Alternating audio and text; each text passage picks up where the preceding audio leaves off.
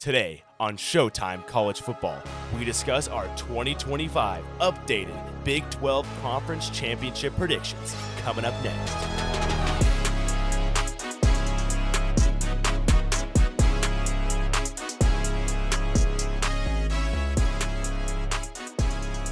All right, now jumping into our next portion that we want to dive deep on. We want to dive deep into the Big 12 championship race.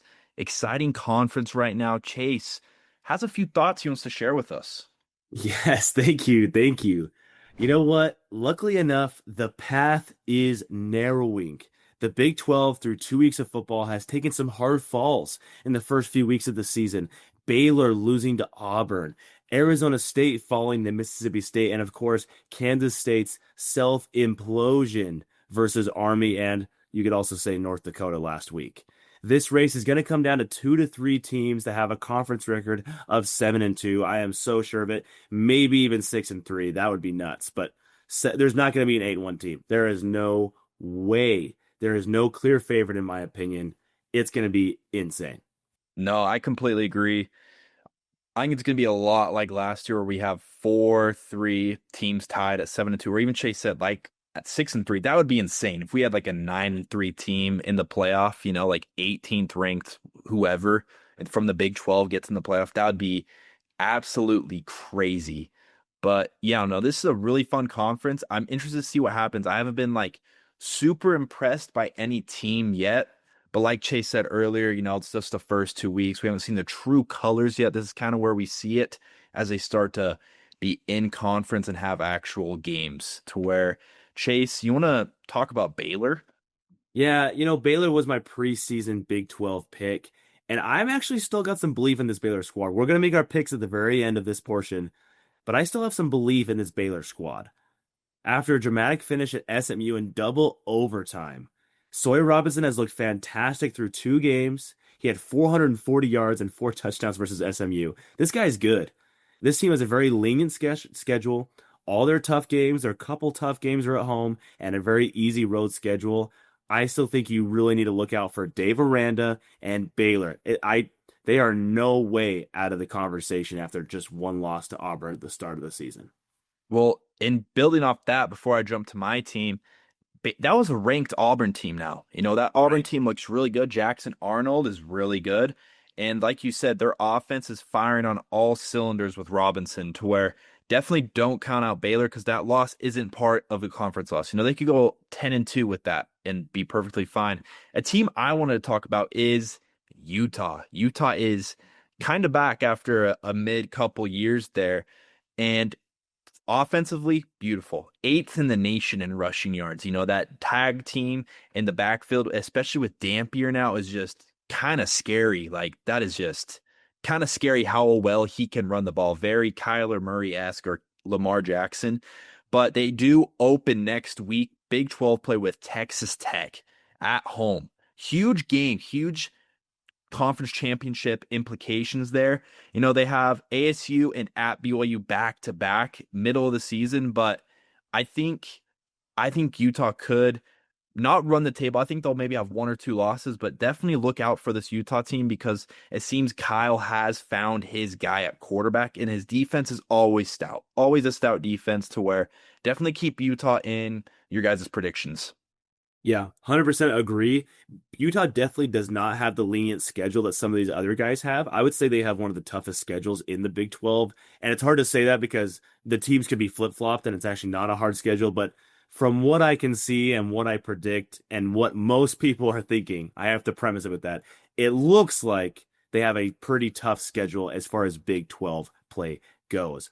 Now, Arizona State, I am not thinking they are in this conversation. No Big 12 games have been played for Arizona State, but I just haven't seen it from the very start. There was a reason I didn't even consider Arizona State in my preseason Big 12 playoff prediction. Sam Levitt has thrown 3 picks in 2 games. I wasn't really surprised by the loss of Mississippi State. Of course, I didn't, I was a little surprised.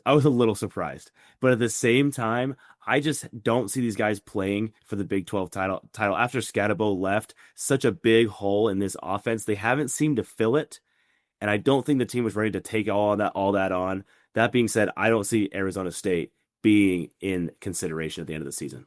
No, I completely agree. I think they're very similar to Boise State, not to the same extent, but they're definitely a product of their running back. Ty- Tyson wasn't there in the playoffs for Sam Levitt to throw to. They relied heavily on Scatabo, and he's obviously not there to where, just like Chase said, I just don't see these guys being able to finish it off this season. Maybe they turn it around, but jumping over to the team they beat last year in the championship, Iowa State. 3-0. I think they're the only 3-0 team right now. They've proven to win in tough conditions. I mean, Kansas State sucks, but that game, it may as well have been played in a hurricane.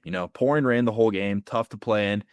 Stout defense. They shut down Iowa. I know it's Iowa. They don't have a big offense, but they were able to shut them down and drive down the field when they needed to get that game-winning field goal. The only thing that concerns me is Dylan Edwards did score 3 touchdowns on him. I know he's gone. He's not. He's out. No, I mean, Dylan Edwards wasn't there, and they dropped 3 touchdowns. Right. Where he got hurt early on, and that's the same amount of scores that Army let Kansas State score, to where kind of put that in perspective. I'm just saying, just putting that out there.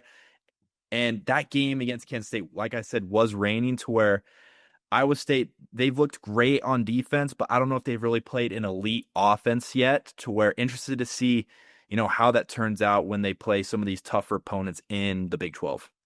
Yeah, I think I completely agree with that. Iowa State, I think you need to ratio it a little bit, but they've looked really good. They're one of the only teams that's looked like perfect thus far. Mm-hmm. The only other team that's close to that is TCU. I've had my doubts. This team was very, very mid last year. They had an okay season, but Josh Hoover against UNC looked electric.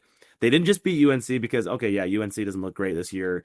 They're still getting that figured out. No. They absolutely dominated North Carolina in a pretty hostile environment for the first half. All it takes for this team is to have an offensive edge in a shootout, and they can put up those high scores with anyone. TCU can definitely go 7-2 and make the title game. I have no questions about it. No, I completely agree. I've really liked the way, I mean, it was only one game, but I loved the way Hoover and that offense looked against Bill Belichick and his North Carolina Tar Heels. And the last team we wanted to talk about is the Texas Tech Red Raiders.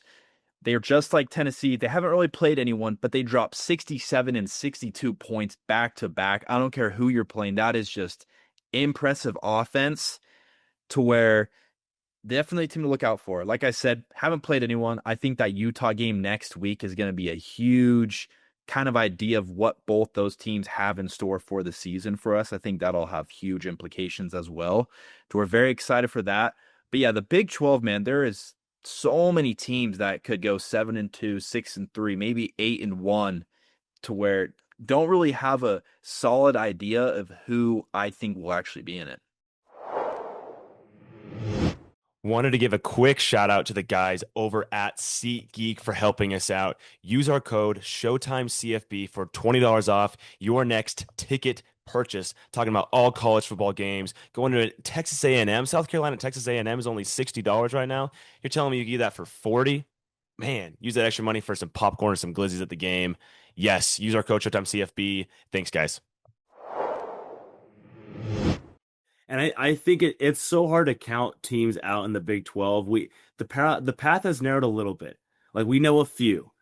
But at the same time, like, don't sleep on a few. There's some teams that have a chance. Look at Houston. Houston has improved drastically over the offseason. They've looked pretty good through 2 weeks of play. They play Colorado this weekend. Man, that Houston could easily, again, all it takes in this league is to go 6-3, probably 7-2. And there are teams I could see them winning 7 of these games. I think Houston and BYU are the two that I wouldn't necessarily put right now in my top 5 Big 12 teams, like who I would like to see. But I mean, who knows? These teams get a little bit hot, and oh boy, we have ourselves a case just like last year's Arizona State team. Yeah, Chase, kind of like we did with the ACC last week. Give us your championship game and who wins. Give us the 2 teams, then your winner. I've got a fun game in mind. I've got TCU versus Texas Tech in the Big 12 championship. Now, again, it's week 3. This is essentially, I mean, it's not, but it's close to being a preseason prediction. None of these teams have played each other. So I'm excited to see what happens. But as of right now, I have Texas Tech winning probably 7 games, TCU winning 7 games. And I think TCU beats Texas Tech in the Big 12 championship right there. Josh Hoover and TCU come back, and they're in the playoff. There you go. One of those teams is the same as mine. I have Texas Tech.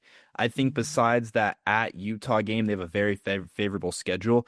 And the team they play is a rematch against Utah. I think Utah gets the first one, and I think both those teams go either 8-1 or 7-2. And I think Texas Tech gets the win in the rematch. I think it's hard to beat a team twice. It's very rare to see that, to where that's my thing right now. It'll probably change within the next 4 weeks as conference play starts. But as of right now, Texas Tech over Utah. Yeah, I totally see that as well. And it is killing me that I'm not choosing my preseason favorite of Baylor. I could go back and forth on if it's gonna be TCU Baylor, Texas Tech Baylor. Man, it's a really tough choice for me right now. But I'm gonna take Texas Tech TCU in the championship game. But anyways, guys, those are our as of week 3. You may be listening to this in the future. Those are our Big 12 predictions, what we're thinking. Hope you guys followed along and liked what we talk about. Go comment on our posts what you guys think of this podcast, and we'll see you guys next time from Time. College Football. Hey, let's go. Week 3.